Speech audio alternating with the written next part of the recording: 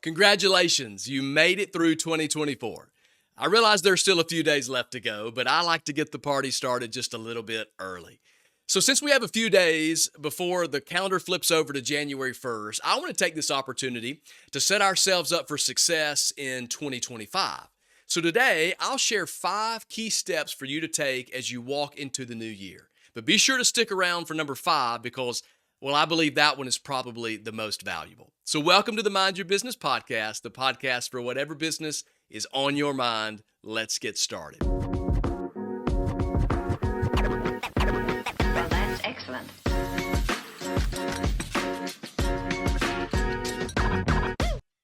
Well, thank you for joining me for another episode of the Mind Your Business podcast. If this brings value to your life, will you do me a favor and like, subscribe, and share this with others? It would also be amazing if you would leave a review wherever you listen, because this helps us add as much value to as many people as possible. And quickly, before we dive in, I want to say thank you to everyone who's engaged with me through this podcast this year. We've published at least 2 episodes per month since we launched in March, and we currently have people listening across 28 countries. It's just been an incredible start, and I just want to personally say thank you to each of you that tune in for all of the podcasts each and every episode. So let's dive into today's episode. Research shows that around 40 to 50% of people typically make New Year's resolutions or New Year's plans. But not everyone creates these resolutions or the plans that they make in a structured way. So that means that around 50 to 60% either don't set resolutions at all or they fail to follow through with them. So some of you, you're already thinking, oh, you got me right from the start. Well, today, I'm not really talking about resolutions, so just take the pressure off of your shoulders. I'm just simply giving you 5 steps that you can take that I think will help you be more successful in 2025. So here's step 1. The first step that I want you to do to be successful in 2025 is to reflect. I want you to take time to reflect.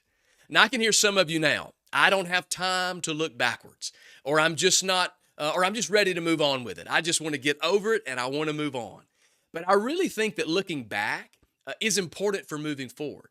See, reflecting is actually more about taking a step back to evaluate what went well and what didn't go so well.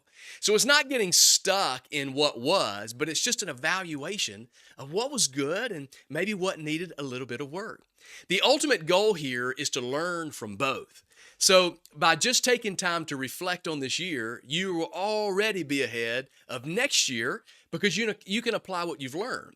So you take a look at all of your mistakes and then you learn from those mistakes. You ask yourself just some simple questions like this. When you take a moment to reflect, just ask yourself, what was one thing that I'm super proud of from 2024?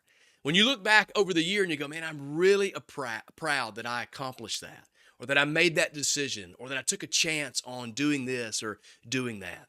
Or you could ask yourself, what's one thing I wish I had done differently? So if you look at your past year and you go, man, I really wish if I had another opportunity, I would go back and I would do this just a little bit differently.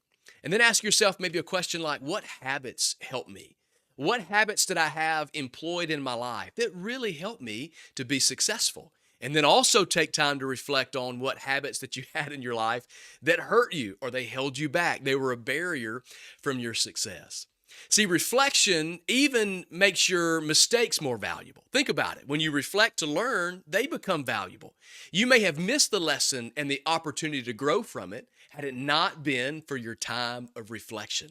So maybe you made that mistake and you couldn't wait to move on past it and you forgot to learn the lesson from it. Reflection gives you a moment to go back and learn. And I also want to mention that reflection will humble you.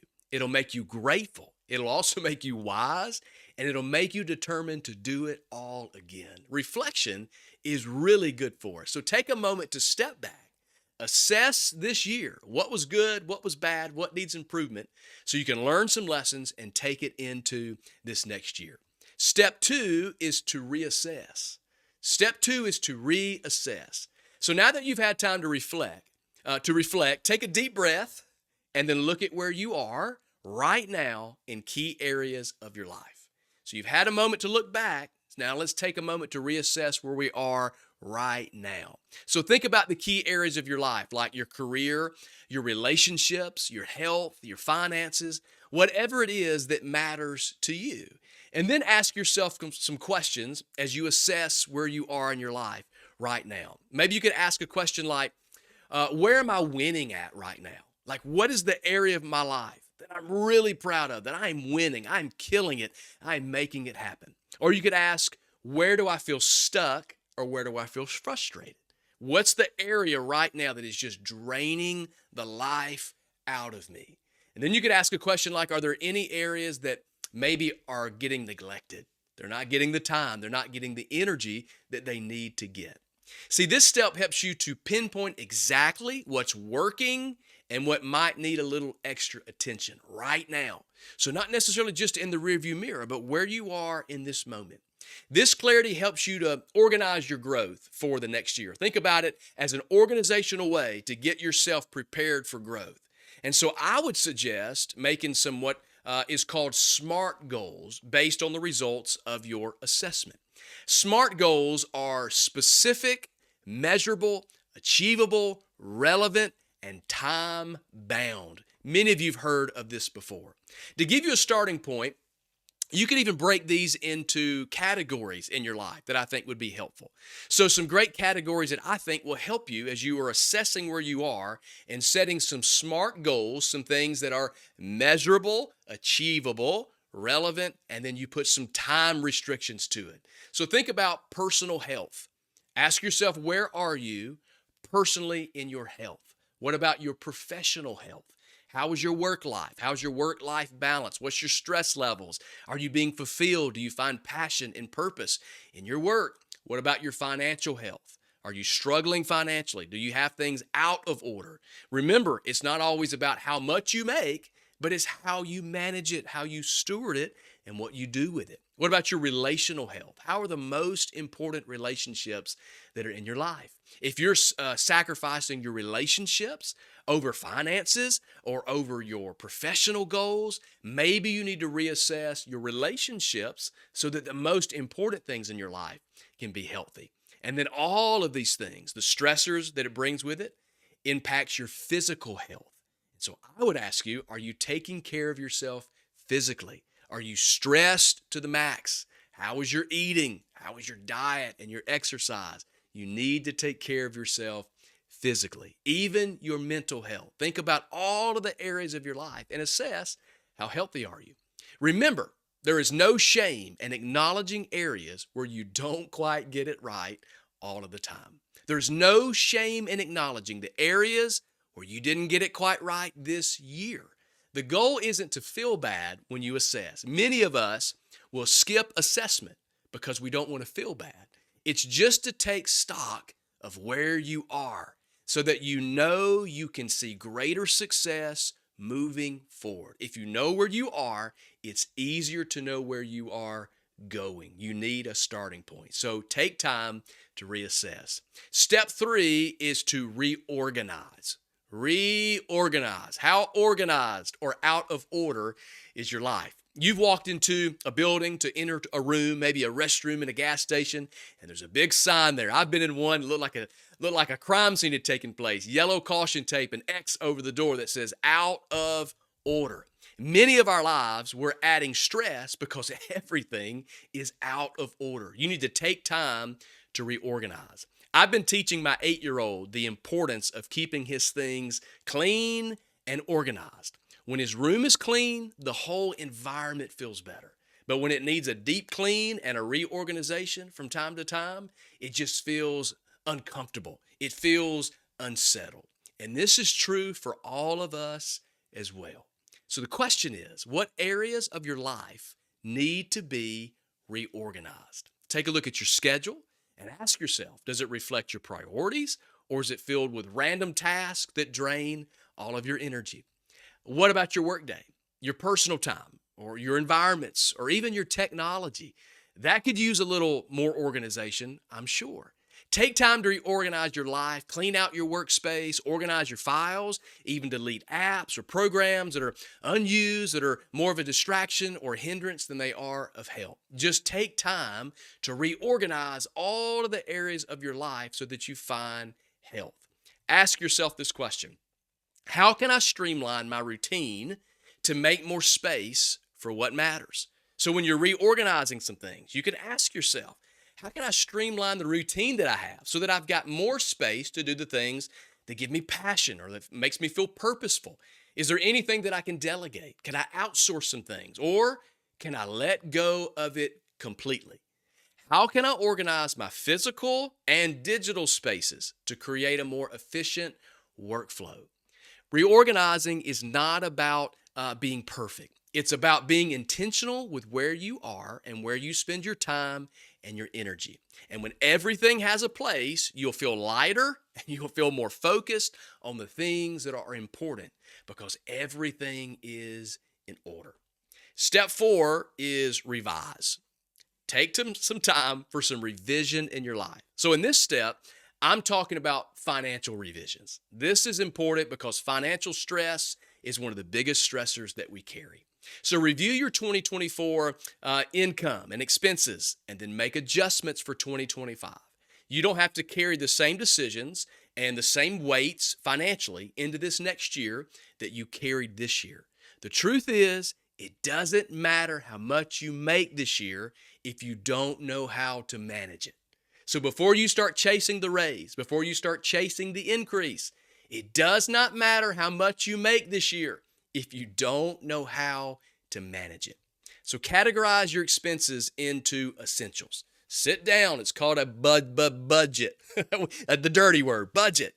Categorize your expenses into essentials like your housing, your utilities, your groceries, the things that have to take place. And then your non-essentials. That's the entertainment, the dining out, the subscriptions, all the things that we enjoy. And then set specific financial goals like build an emergency fund, pay down debt, or saving for a major purchase. I think it helps to assign deadlines to every one of these financial areas if you can.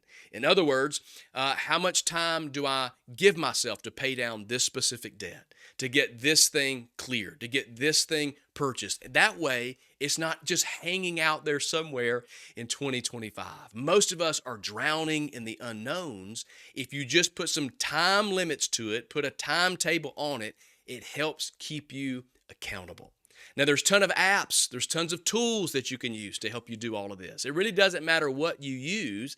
Just make sure you have a system in place that will help you with your finances. And the last thing I'll mention here is to change your mindset. And I think this is incredibly important, to change your mindset. Most people think of financial revision or a budget as restrictive. We're just taking the fun out of life. But it's actually the opposite. It's empowering. It helps you make intentional decisions with your money. So don't work for your money. Make your money work for you. Make some financial revisions moving into this next year. And then finally, step number 5, reserve. And remember, I told you, if you're still here with me, congratulations. Thank you for hanging with me. Step number 5 is to reserve. Now, I mentioned this may be the very most important step of all of the steps we'll talk about today. Time is our most valuable commodity because unlike money or the other resources we have, time can't be replenished or earned back once you spent it. That's why I say I think this one is the most important of them all. Every day that we live offers the same 24 hours, but how we use these hours determine the outcomes of our life. So I want to encourage you to take extra time in planning your calendar for this next year. Remember during COVID, when we realized we didn't have to do all of the things, we didn't have to meet all of the demands, and many of us said this: we'll never go back to filling our calendar the way we did in 2019. We're going to live this 2020 calendar as much as we can for the rest of your life. See, this helps you steward this resource wisely by aligning your time with your priorities and with your goals if you take the time to plan and guard and reserve your calendar. So go ahead and schedule important dates and milestones now. Don't wait. Don't wait and see what happens. Get Sit down with your calendar, sit with your spouse if that's applicable, look at your family events, and begin scheduling important dates and the milestones of your life now. So think vacations. You're going to take a vacation this year. Think about your family functions. Think about personal days. Think about professional deadlines. All of these different important dates and milestones that you need to have on your calendar. Now, I already know what some of you are thinking. I wish I had time for vacation. I wish I had time for more family time. And what are personal days? Oh, how does that even exist? How do people take those? But you'll never have any of that time if you aren't intentional with your schedule. You'll never have those moments by just thinking one day it'll happen. You have to be intentional with your moments. You can't recreate them. Planning creates a structure that helps you prevent wasted time. You can't create more time, but you can guard the time that you have so that it's not wasted.